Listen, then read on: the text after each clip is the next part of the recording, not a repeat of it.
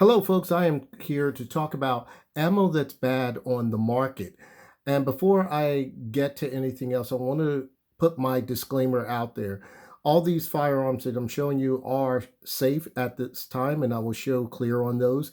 And also, I would like for you to know that I am not a gunsmith or anybody that's uh, has a profession in ammo or how combustive materials go off. So I am giving you some of this information from sources that have more knowledge than I do. So what happened today? I work at a range gun store, and unfortunately, there was a guy that was at the range, and he had a catastrophic problem with his firearm. He had and I'm using this as an example. He had a uh, 6 hour P320 M18. And what happened was when he was firing, the firearm went off and there was a explosion in the back which blew out the extractor as well as caused a crack in the frame. The crack went from here to here, perfectly around from here to here. And that's, like I said, was on the M18. So one of the guys at the that I work with, he went on to explain that it was possibly bad ammo that caused that, and he mentioned that it was due to the high pressures. Now, this guy was not using plus P rounds, so I'm going to show clear on this. I should have done this a little earlier, but as you see, it is empty. So what happened is when he fired, the slide went back, and we're saying that could have been two different things. It either went back and the pressure was just so great that it just ruptured the area of the frame as well as blowing out the extractor. So what he surmised was there was so much pressure. Usually the force of least resistance would mean that the gases would go forward after the projectile exits the barrel. But in this particular case, there was probably amount of gas pressure that went back and possibly blown the extractor out and caused some damage. Now, the guy was not injured, and that is a testament to the frame of the firearm and how it was built, because there was no damages to the slide, just only to the frame in this area and the extractor. So I'm going to show you with a snap cap. This is a snap cap on one of two theories that happened. Now, I said the one where it just went back and the pressures were just so great that it exploded. And I'm going to show you another situation. Now, the slide is back, and I'm going to throat load this dummy round here. Now, just so you know, for new people that have firearms, you should never throat load your firearm, because what happens is it creates wear and tear on your extractor and causes further damage. So as you see, the dummy round is in, and I'm going to let the slide forward. Now, this is a perfect example of what I want you to see. Now, what you see here is you see the dummy round right here, or the snap cap right in this area. You can see it right here, right inside here. What could have happened when this gentleman was firing the firearm, that the actual slide was not in battery properly. So somehow the firing pin was able to still ignite that primer and to cause the projectile to fire out, but also because the path of least resistance, the gases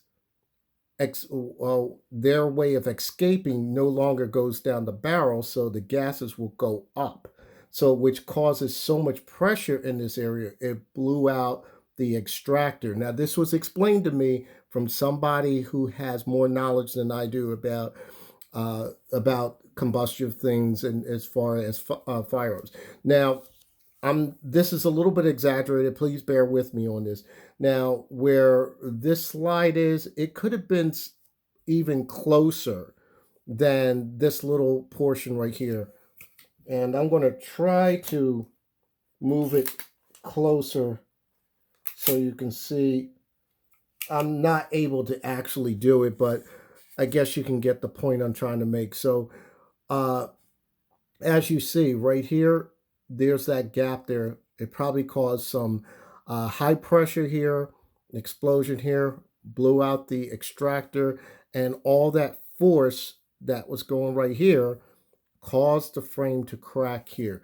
Now, we don't know exactly how true that situation is. It could have happened that way. Remember, this is a possibility. I'm not an expert, but that is one possibility. Or the other possibility, it could have just been an overpressured round that was already in there and caused that from just a regular firing routine. So those are the two hypotheses that we have come up at that point. In any event, we're not going to say it's the fault of the firearm because the firearm did its job to protect the shooter, where there was a crack going from here all the way around. Now, I've seen videos and other firearms, including my friend's firearm. My friend had another firearm with bad ammo, and this is recently also. He had another firearm and it was an M&P Shield. Same situation. The ammo that he put in it, it damaged the frame in the same manner, and it also, uh, well, not in the same manner exactly, but the damage was more up in that area. So you have to be careful about the ammo. Uh, I recently had an incident with on the range actually this past weekend, and one of my problems was this is my Banshee. My Banshee is in 45 ACP. What happened was I was firing and there were no problems, and all of a sudden it wouldn't fire, it wouldn't shoot, and I tried to pull back the charging handle right here. I tried to pull the charging handle back, and it would not work. I had to get somebody from the range to help me get get that round out. The round was stuck. I'm gonna try to get that out for you. The round was stuck, and I had to do that off camera. The round was stuck right inside here, right inside here. And it was stuck. I was pulling on the charging handle and pulling on the charging handle. So one of the guys, a friend of mine, he did something called mortaring.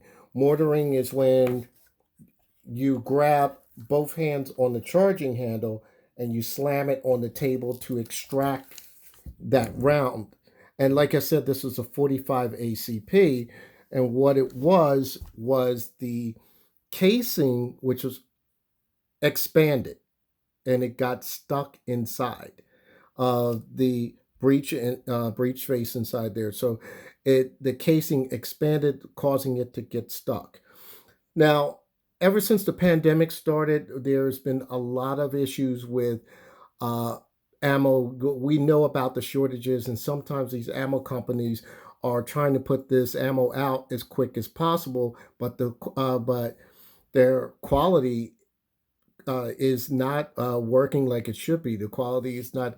Quality control is falling apart on some areas. So if you do not get really cheap ammo that you never heard of. Try to get ammo that's basically a known brand name. But even though this happened on known brand name ammo as well as known brand name ammo as well as this one, it can still happen because everything is behind in the pandemic.